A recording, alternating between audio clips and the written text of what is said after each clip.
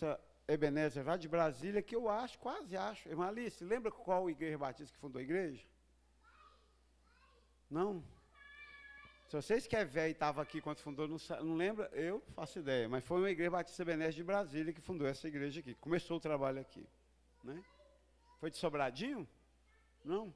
Não lembro. Do Guará? Ah, ainda bem, tá vendo? Igreja precisa ter gente velha.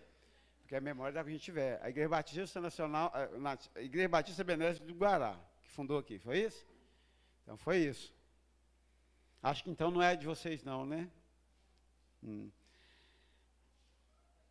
Acharam? Vou ler então, capítulo 1, versos 14 e 15.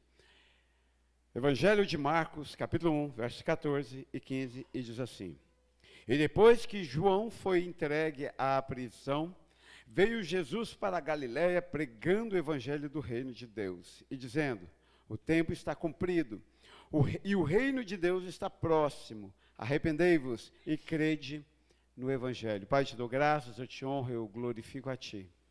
És santo, és forte, és Deus de glória, Pai. Ajuda-nos, Deus, a te conhecer, a viver, Deus, na tua dimensão, a ouvir a tua voz, Pai. Abre nossos corações, meu Deus, em um nome do Senhor Jesus. Em nome de Jesus. Amém. Muito bem.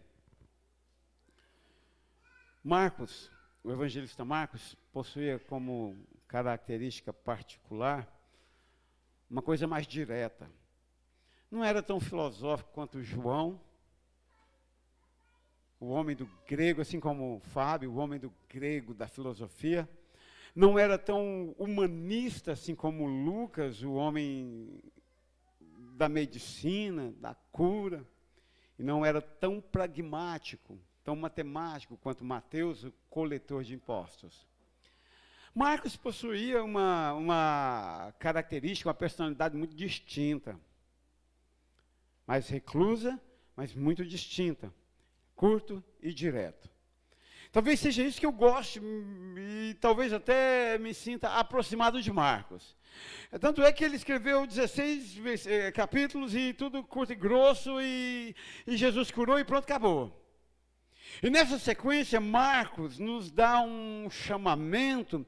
Nessa sequência, Marcos faz uma pedagogia interessante. Ele diz, depois que João foi entregue à prisão, e aqui ele fala não de João o evangelista, mas de João o Batista, aquele que estava anunciando para toda a Galiléia, para todas as regiões. Depois que ele foi para a prisão, aí veio Jesus para a Galiléia.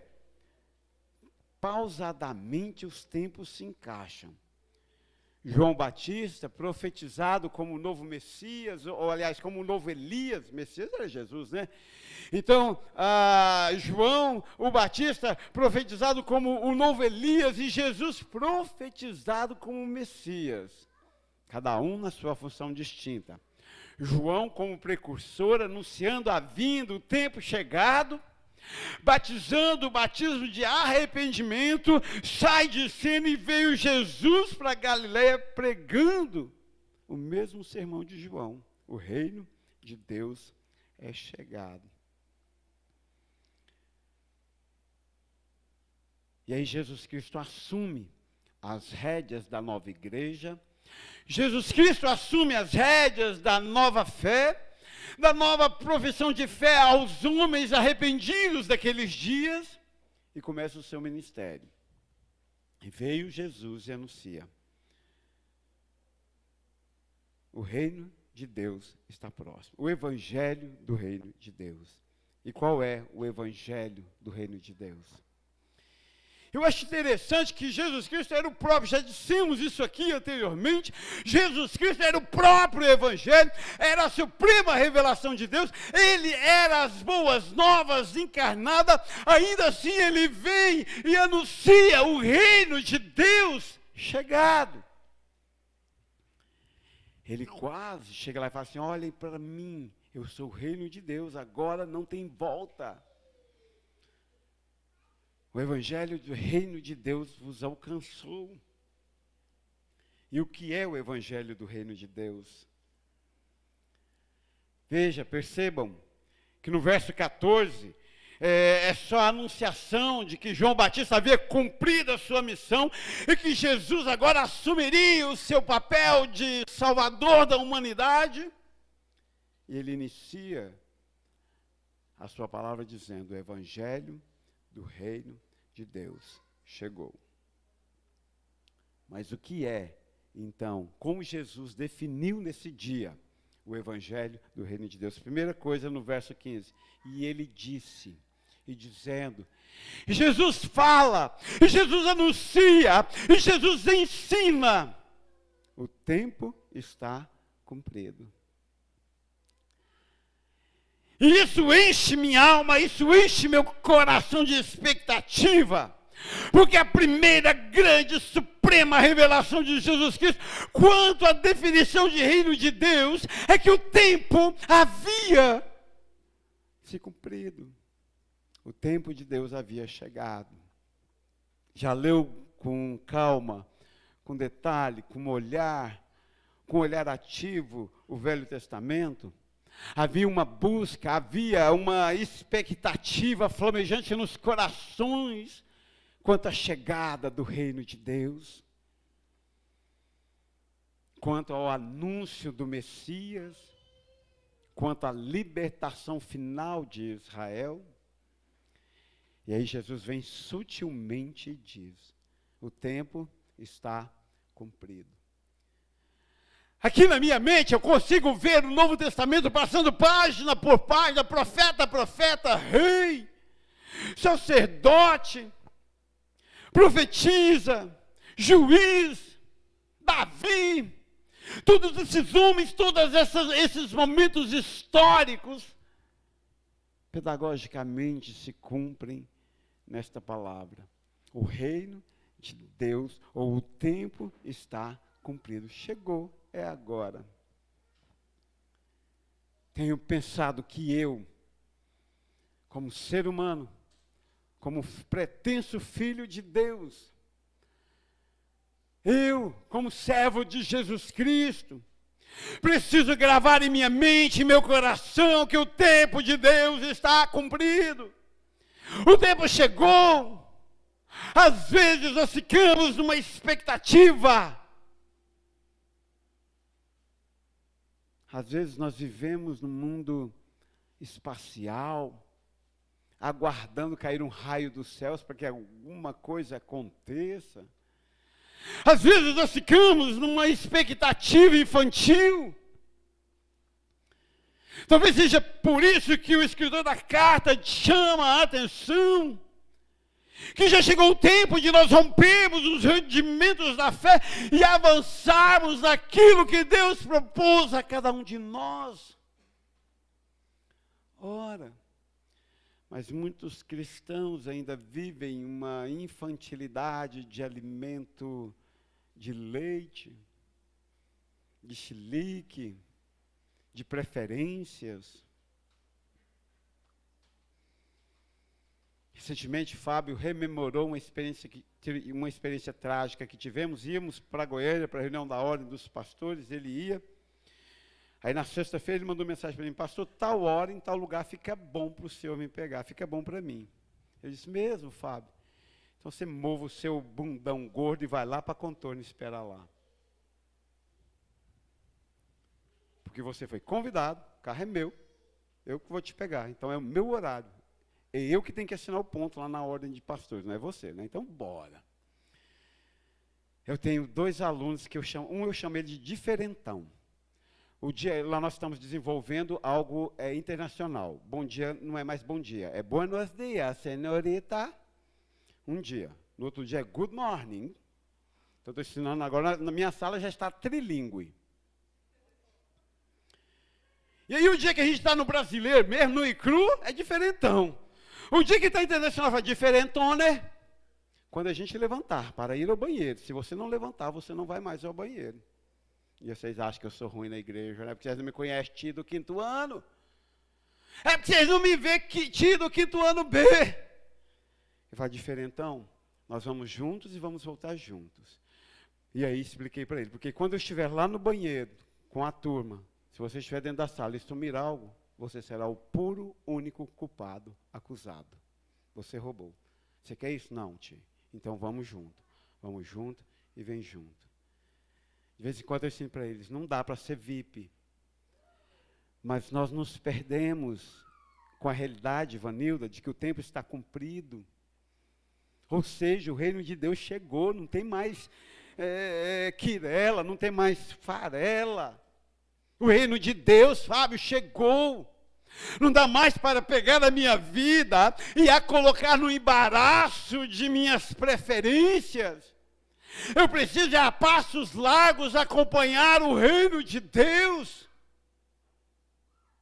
Porque no reino de Deus há rei, o rei Jesus. No reino de Deus há ordem, chamada palavra escrita.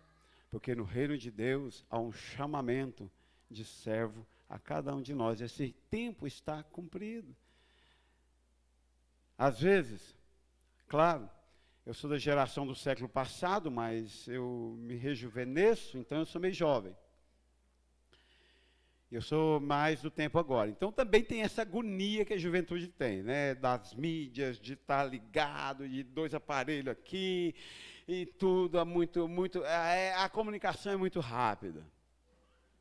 Mas nós precisamos aprender a respirar e entender que o tempo de Deus chegou.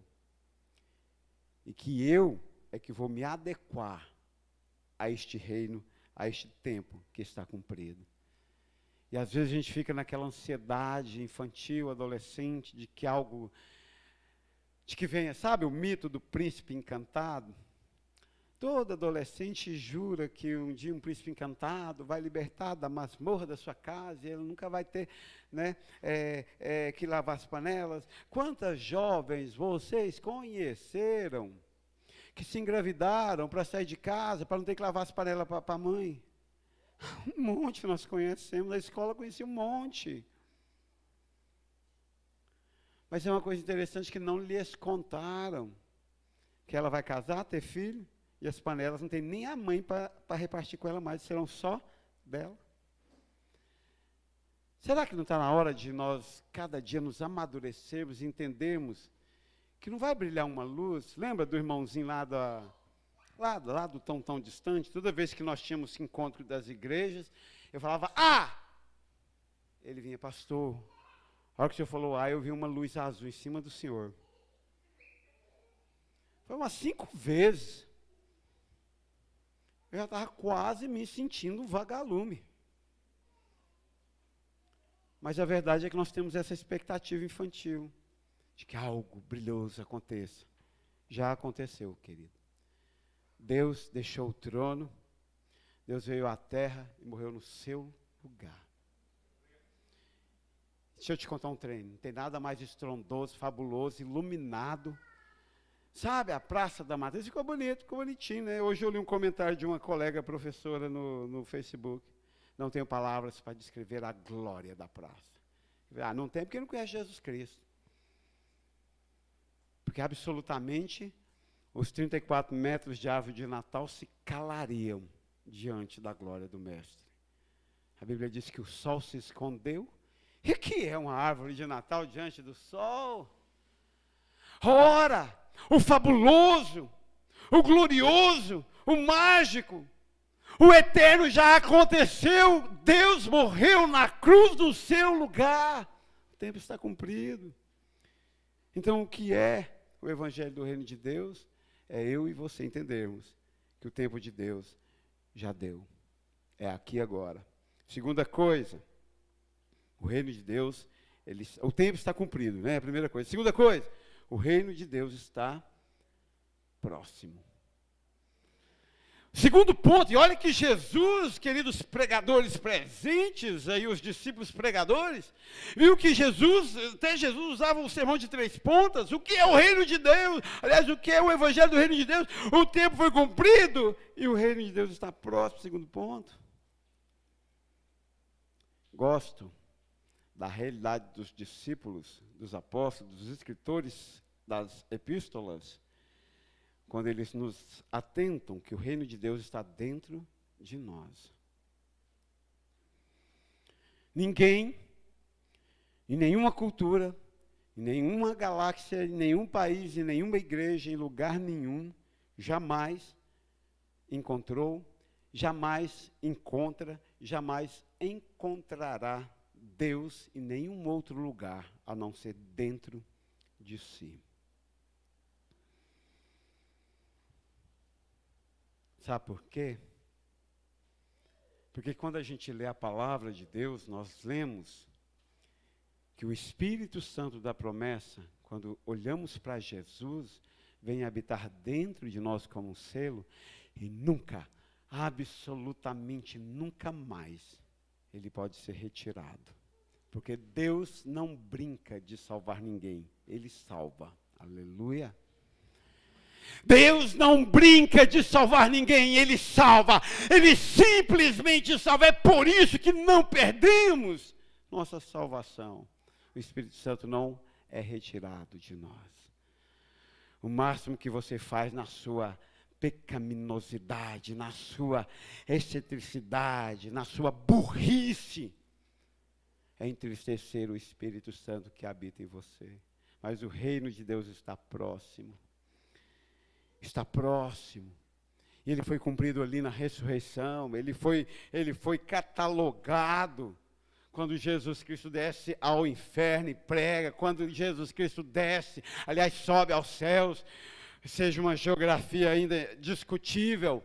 Mas ele vai aos espíritos em prisão e anuncia que ele era o Filho de Deus ressurreto, que havia vencido a morte. Ali ele cataloga, ele fundamenta e ele mostra a todos que a partir daquele momento o reino de Deus estava chegado, próximo. O reino de Deus está próximo de você, meu querido. Sim, claro. Você pode viver neste mundo, né? Essa semana eu estava discutindo, né? Porque tem hora que você não discute, tem hora que você discute. Eu estava discutindo com o pastor por WhatsApp. E a gente falando justamente disso, dessa coisa do reino de Deus estar próximo, de Deus estar já chegado. E ele insistentemente dizendo que o reino de Deus precisamos reavaliar. Eu falei, não tem que reavaliar nada não, o reino de Deus chegou e pronto, acabou. Você pode fingir que não existe reino. E começou com a discussão de que, parabéns, ele me disse assim, alguma coisa ele me deu, parabéns, você é filho do dono do mundo. Eu falei, sou não, o mundo jaz no maligno, eu sou filho de Deus. Sou tão estrangeiro quanto Jesus Cristo foi aqui, peregrino. Filho do dono do mundo, não. Não, é feio. E aí daí surgiu toda a discussão. Mas a verdade é que você pode viver uma vida de ilusão, de fingimento, achando que você ainda é deste mundo. Achando que pode vestir como este mundo, achando que pode falar como este mundo, achando que pode agir como este mundo, achando que pode ter os princípios deste mundo. Os princípios deste mundo é de contrariar, é da rebeldia, é da insubordinação, é da insolência, da vulgaridade, é da promiscuidade. É assim que o mundo, tudo para o mundo é isso, pronto, acabou. Você pode viver assim? Até pode. Claro, existe o livre-arbítrio e você vive como você quiser. Mas como filho de Deus, o mínimo que se espera de nós é que nós nos comportamos, que nós venhamos a agir como filho de Deus. Não precisa ser muito malabarista, não. Não, a gente não quer que você constrói uma nova Apple, não. A gente não quer que você descobre a Microsoft 2, não. Não, a gente não quer que você seja presidente, não. A gente só espera que você aprenda a viver como filho de Deus. O que não é tão distante também. A palavra é clara sobre isso. O reino de Deus está próximo. Ele está próximo de você, está dentro de você. Então não tente achar felicidade fora de Jesus Cristo. Então não tente achar paz fora de Jesus Cristo. Então não tente se encontrar fora de Jesus Cristo. Ele é o ponto de equilíbrio de todo ser humano. Então, nesse mundo tão desequilibrado, tão surtado, ter Jesus Cristo como o meu ponto de equilíbrio tem sido incrível. Tem sido majestoso. Até alguns momentos, recentemente passei por uma situação de silêncio no trabalho. Os colegas tentando forçar a barra, que eu também era surtado como elas. Não, não sou. Não, eu deito e durmo. Desculpa, eu deito. Eu virei para um e disse assim, amiga, desculpa, eu deito e durmo. Sabe o que é mais grave? Às vezes eu nem deito e durmo.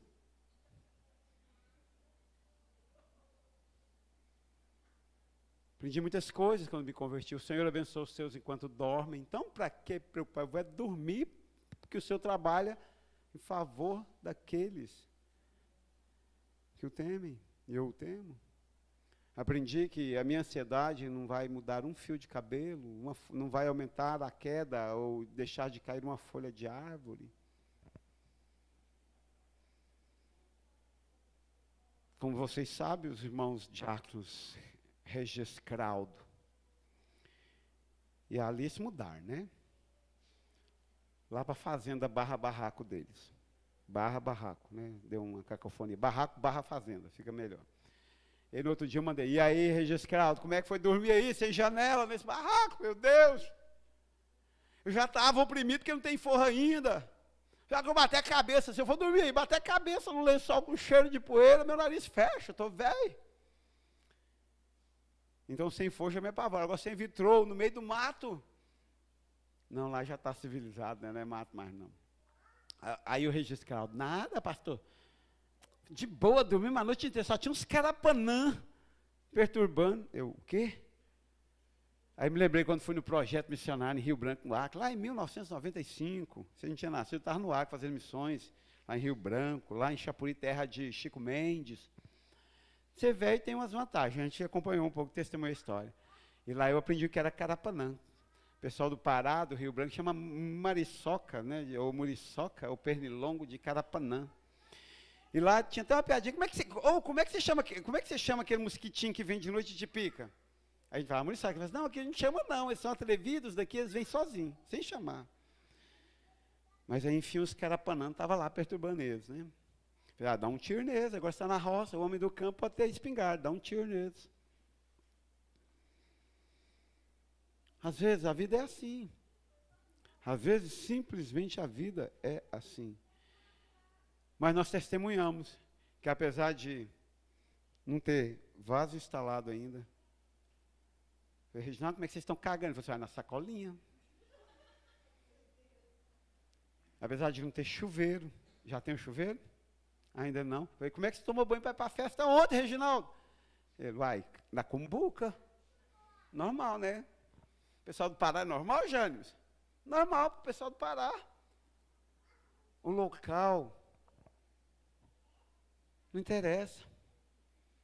O que a gente testemunha é que nós nunca vimos a Alice e o Reginaldo tão felizes quanto estão com a sua nova casa deles, construída pelas mãos deles. O reino de Deus se encontra dentro de nós. Quem busca a felicidade, paz que excede o entendimento, é algo que só Jesus tem e só Jesus dá. E Ele dá aos seus. Aí eu colega disse, minha filha, eu tenho Jesus, não dá para discutir com você não. Terceiro ponto do sermão de Jesus. Pregava o evangelho do reino de Deus. Primeira coisa, primeiro ponto, o tempo está cumprido. Segunda coisa, o reino de Deus está próximo. Terceira coisa, arrependei-vos e crede no evangelho. Arrependei-vos.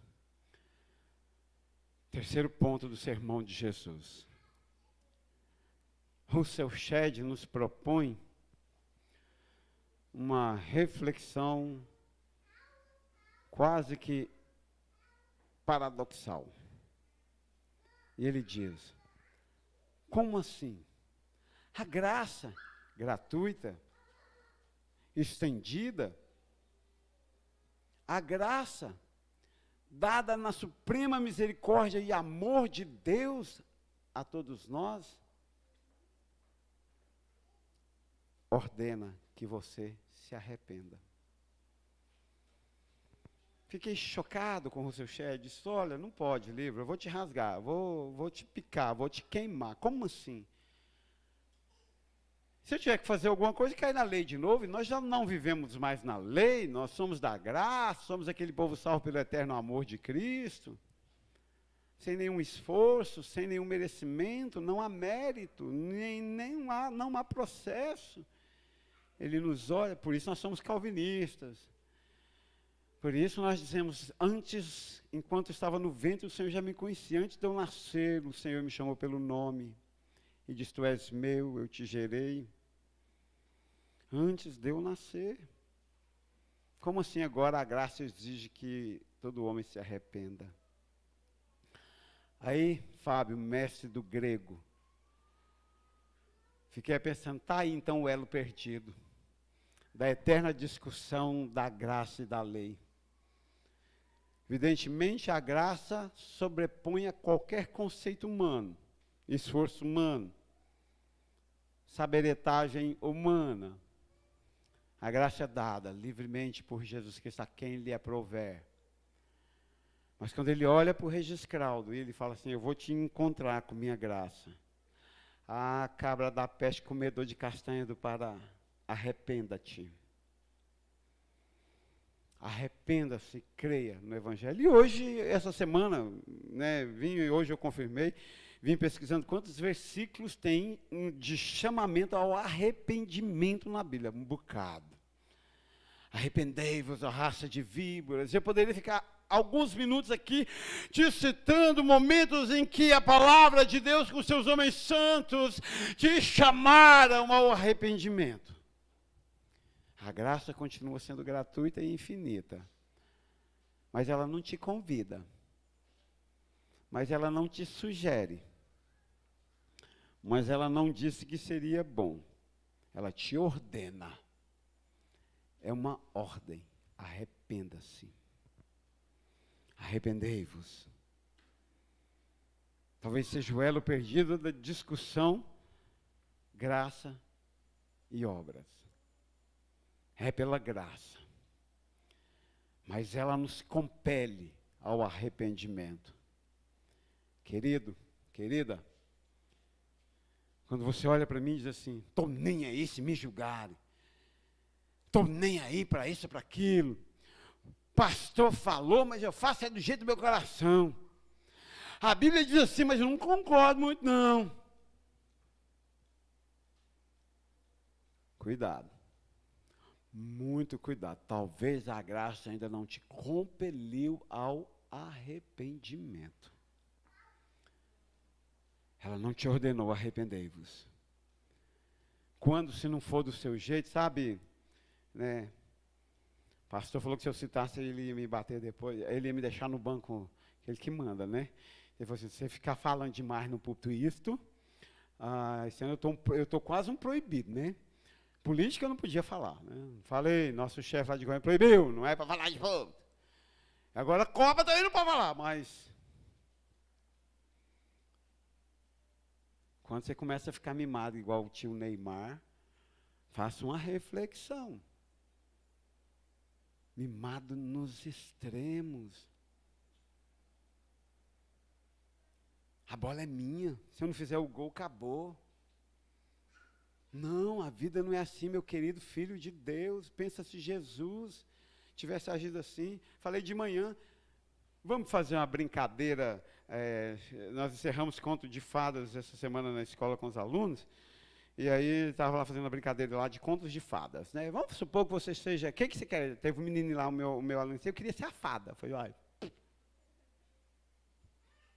Eu preferiria ser o monstro, mas já que você quer ser a fada, vai lá, seja a fada, seja feliz. A menininha logo, eu quero ser a princesa. Então, vamos brincar de contos de fadas? Pensa-se num conto de fadas, Deus na sua... Falei isso de manhã na sala de adultos, né? Repetindo para vocês... Pensa-se Deus, Gabriel, na sua glória, sabedoria, onipotência, onipresença, soberania, tivesse decidido antes da fundação dos tempos que Neymar fosse o filho de Deus. Nessa geração, do jeitinho que está. Lá na Copa do Catar, Neymar ia anunciar para o mundo, olha gente, se arrependa porque o reino de Deus é chegado. Eu sou o Filho de Deus. Usarei uma expressão vulgar, não muito protestante, mas que me lembra a minha terra. Estaríamos todos no pau da goiaba. Porque certamente ele olharia para o pai e diria assim, pai, se for possível, faça-se a minha vontade. Se não, eu estou usando ele como um exemplo da humanidade. E olha que eu até gosto dele. E olha que ele é até membro de uma Igreja Batista Nacional, a Igreja Batista Nacional de Santos. Irmão, o Flávio achou bom. Irmão, até que foi no congresso lá em não sei onde, Sumaré, ouvimos o pastor dele pregar. Mas provavelmente ele diria assim, pai, se for possível, passa de mim este cálice. Se não for, lasque-se todo mundo que eu vou fazer o que me agrada. Mas Jesus não foi assim. Ele olhou calmamente e disse, afasta de mim este cálice, se possível, senão, cumpra-se toda a tua eterna, boa e agradável vontade. Arrependei-vos. E arrepender é, em parte, aprender a não fazer a minha vontade. Porque minha vontade é podre, é pecaminosa, é perdida. Minha vontade está manchada pelo pecado desde Adão. Essa é a minha vontade. Mas eu tenho um princípio, Jesus Cristo me chamou a levantar e a andar, a me arrepender. Então, querido, talvez você precise se arrepender. Talvez por isto, como Abel ou Caim, sei lá quem matou quem, é muita briga de família na Bíblia inteira, mas, enfim, um matou o outro. Aquele que matou, Caim matou? O tio Cristiano é PhD em Gênesis 1, né? Em Gênesis. Então, Caim matou, né? Quer dizer, agora eu vou ficar contra ele, vou sair matando. Não. Preciso aprender a me arrepender e crer no Evangelho, porque o Evangelho são as boas novas. O Evangelho é o poder de Deus. Eu ainda me emociono quando eu vejo Paulo aos Romanos. Ele é o poder de Deus para aqueles que estão sendo salvos, é poder de Deus o Evangelho. E que o Evangelho, e o que é o Evangelho? O tempo está cumprido, o reino de Deus está próximo, e você, meu querido arrogante, é tempo de arrepender-se e de crer nesse Evangelho. Isso é o Evangelho. Claro, mas Paulo deixa claro na sua missiva que se é poder de Deus para aqueles que estão sendo salvos, é loucura para os que ainda não o viram. Isso é o Evangelho. E arrepender, às vezes é loucura. Abrir mão do que eu quero, do meu pecado, do que me satisfaz, de ser mimado. Contei para vocês meu aluno que jura que eu mimo ele, né? Senta, fica calado, meu Deus, minha economia. Eu falo assim, esse dia eu falei para ele, amiguinho, você percebeu que a minha beleza é pouca? Então economiza a minha beleza, eu vou ficar velho e feio de rápido demais. Senta. Ele olhou assim para a colega, você viu tanto que o Ti me mima? Ele até briga comigo. Ah, não tem jeito não, perdi.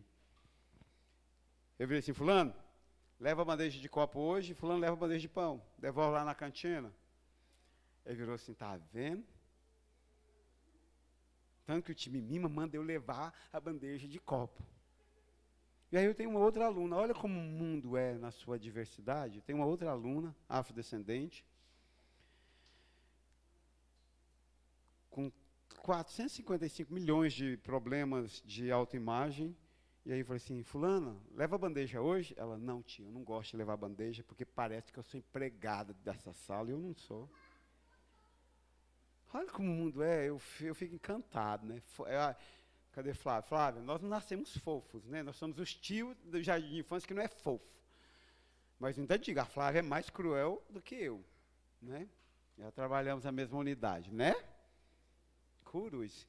Um dia um pai chegou lá para reclamar, falou assim, deixa eu te falar um trem. Eu era diretor ou coordenador, não sei na época, chegou lá que queria bater na Flávia, né? Lembra disso, Flávio? Aí eu falei assim para o pai, falei assim, olha, deixa eu te falar uma coisa. Se eu fosse um aluno de 5º ano, eu não queria ser aluno da Flávia. Mas se eu tivesse um filho de 5º ano, eu botaria para estudar com a Flávia. Tanto é que o Iago estudou com a Flávia no 5º ano. Nós não nascemos fofo, né? Quando tem um tio não é fofo, o pau quebra. Aí o trem anda. Mas vamos lá então.